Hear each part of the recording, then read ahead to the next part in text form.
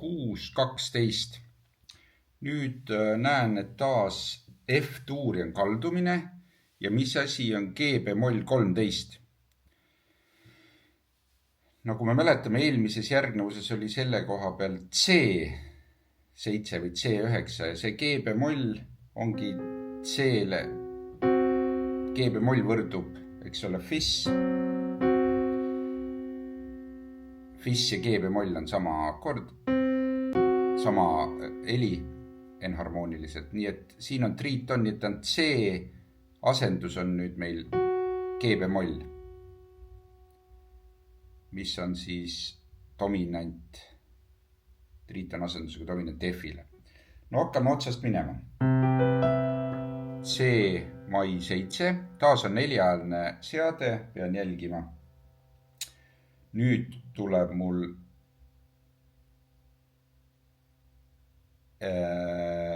G-bemoll 13 ja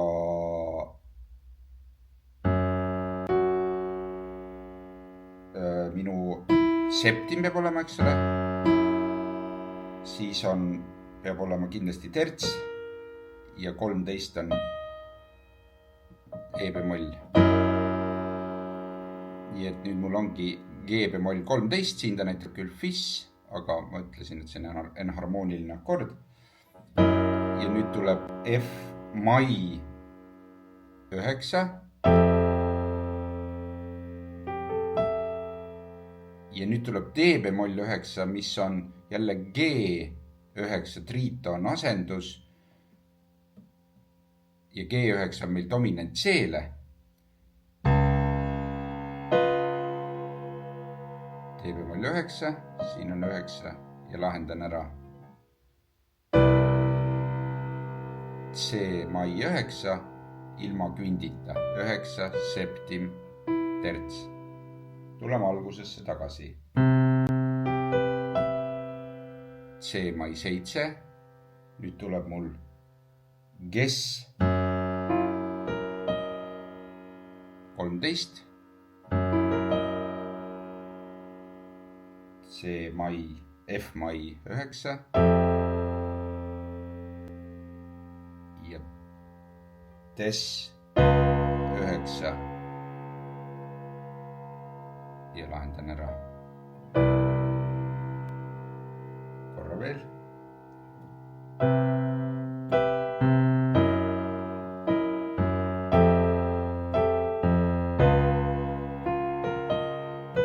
Nii, eks ole. Mängin oktav madalamat ka.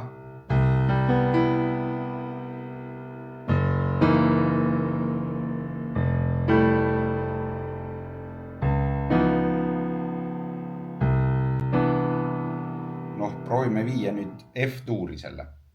F-tuuris on siis hakkan mai 7 tertsi meloodilise seisust, siis meil on vaja nüüd dominanti Bessile ja veel selle triiton asendust.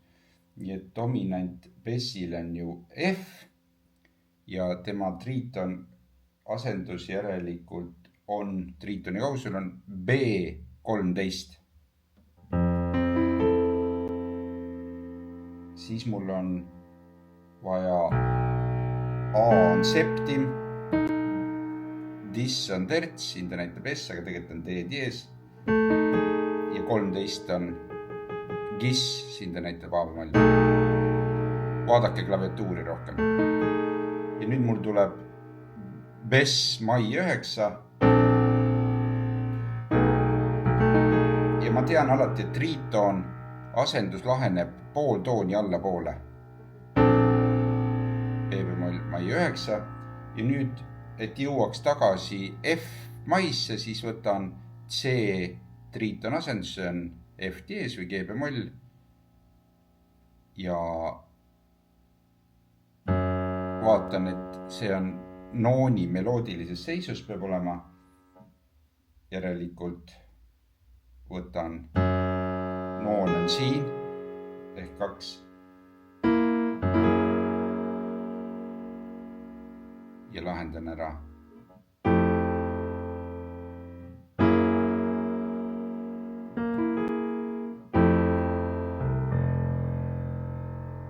korra, hakkan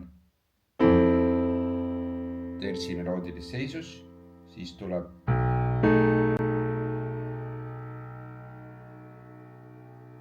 mul triiton asendus F13, mis on B13. Lahendan Bessmai 9-sse